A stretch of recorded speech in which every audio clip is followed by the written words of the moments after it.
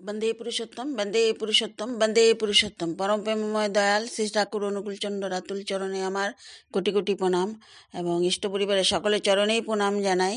আমার ইষ্টপ্রাণ দাদা মায়েদের আনন্দিত জয় গুরু।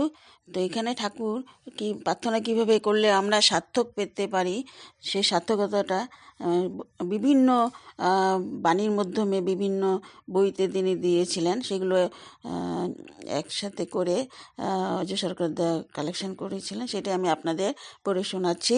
প্রার্থনা যদি শরীর মন চিন্তা চলন কৃতি সম্বেগের ভিতর দিয়ে উদ্ভাসিত না হয় বিহিত পর্যায়ে সার্থক সংহতিতে, সে প্রার্থনা ক্লিবই হয়ে থাকে।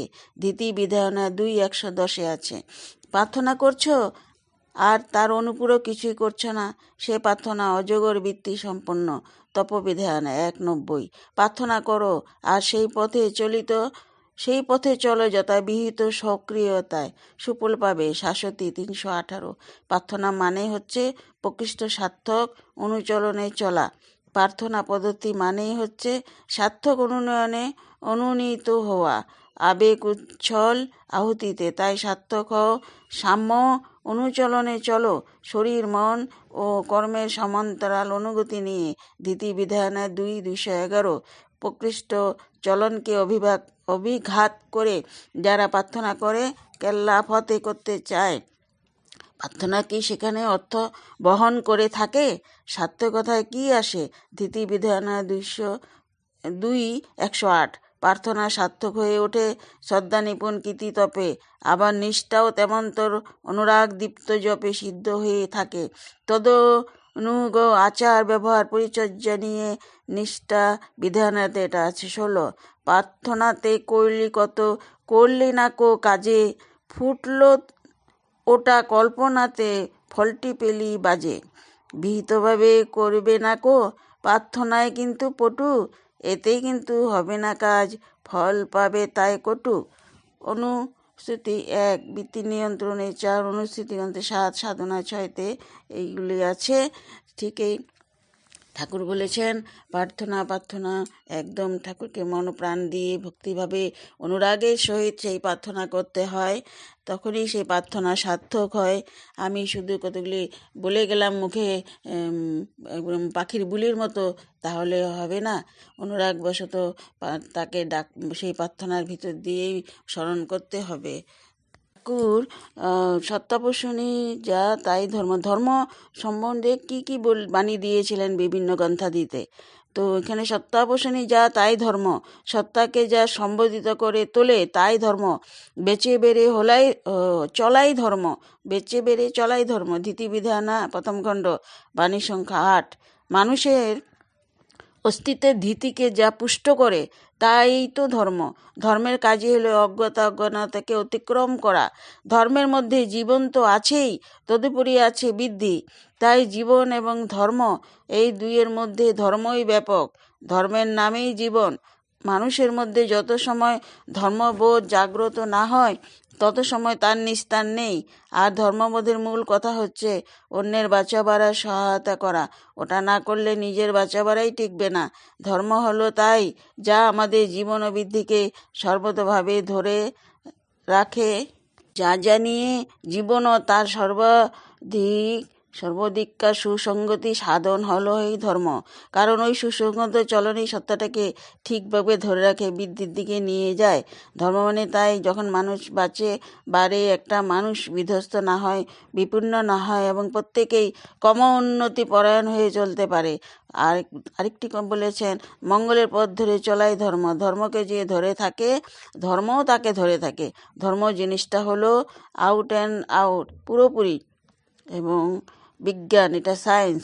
ধর্ম পালন করতে পারলে ব্যাধি, অকাল মৃত্যু, অজ্ঞতা, চরিত্রহীনতা, নিষ্ঠুরতা, সর্বপ্রকার অপরাগতা, দারিদ্র্য, দুঃখ, অনৈক্য ইত্যাদি যে ধীরে ধীরে অপসারণ করা যায়, এ একেবারে নির্ঘাত সত্য। জীবনে যতদিন প্রয়োজন আছে ধর্মেরও প্রয়োজন ততদিন থাকবে। ধর্ম মানে তাই করা যাতে পরিবেশকে নিয়ে আমরা সুন্দর ও সম্পূর্ণভাবে বাঁচতে পারি, বাড়তে পারি, উন্নতির পথে চলতে পারি, আনন্দে, শান্তিতে, প্রীতিতে, গৌরবে। ধর্ম কখনো দুই হয় না, আর ধর্ম চিরকালে শাশ্বত ও সনাতন। ধর্ম মানে তাই যা দিয়ে সত্তা সম্বন্ধনা বিধিত হয়। তাই জীবনের কারবারে যা যা লাগে সবগুলি এমনি করে নিয়ন্ত্রণ করা লাগে যাতে বৃদ্ধি ছাড়া ক্ষয়কে আমন্ত্রণ করতে না হয়। মানুষ মাত্রই সচিদানন্দ প্রতীক। সে বাঁচতে চায়, চেতন থাকতে চায়, বৃদ্ধি পেতে চায়, যাতে এই জিনিসগুলি পোষণ পায় তাকে বলে ধর্ম। প্রকৃতির ভিতর দিয়ে জীবন পোষণী অবদান আমরা যা যা পেয়েছি তা অক্ষুণ্ণ পুষ্টি করে তোলার জন্য সর্বতোভাবে সেই বিধি মেনে চলা দরকার। সেইগুলি মেনে চলার নামই হলো ধর্মের অঙ্গ। বাঁচা বাড়ার জন্য যা যা করণীয় জানা, ভাবা, করা, অন্যের মধ্যে সঞ্চয়িত করে চলাই হলো ধর্ম।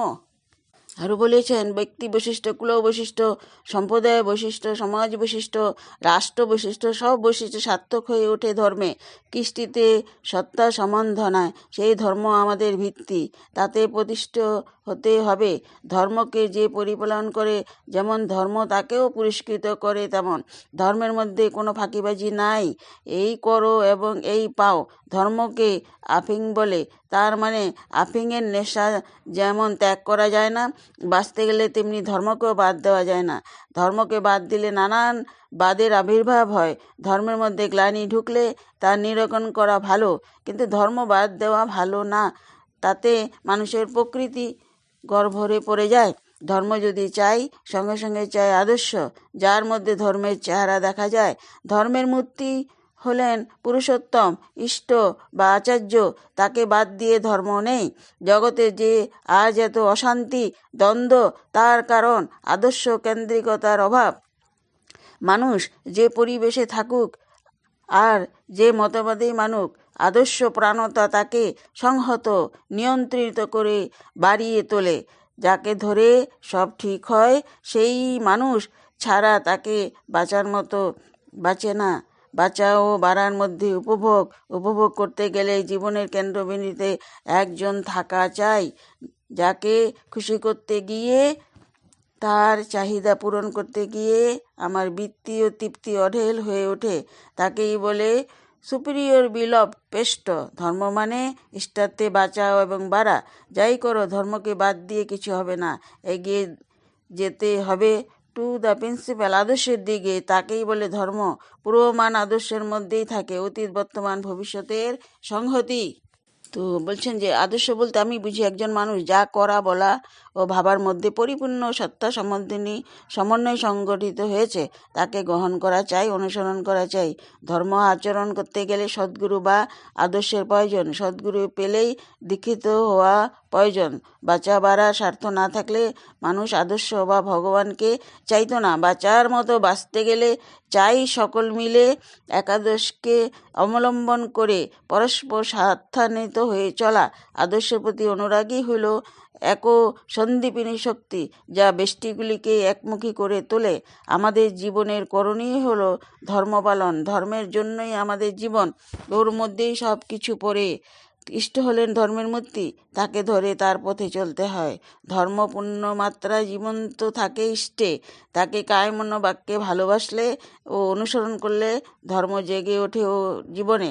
গ্রহগুলি যেমন সূর্যের টানে বিধিত হয়ে স্ব কক্ষ থেকে ঘোরে, আমাদের জীবনে তেমনি সুস্থিত থেকে প্রগতি সম্পূর্ণ হয়ে চলতে পারি যদি কিনা ইষ্টে বিধিত থাকি। ঈশ্বর বা আদর্শে কেন্দ্রিত হয়ে সত্তাকে বাঁচা বাড়ার পথে পরিচালিত করাই ধর্ম। এই চিরন্তন ধর্ম স্বতঃসিদ্ধ। জয়গুরু। অনেক বড় হয়ে গেল বলতে বলতে।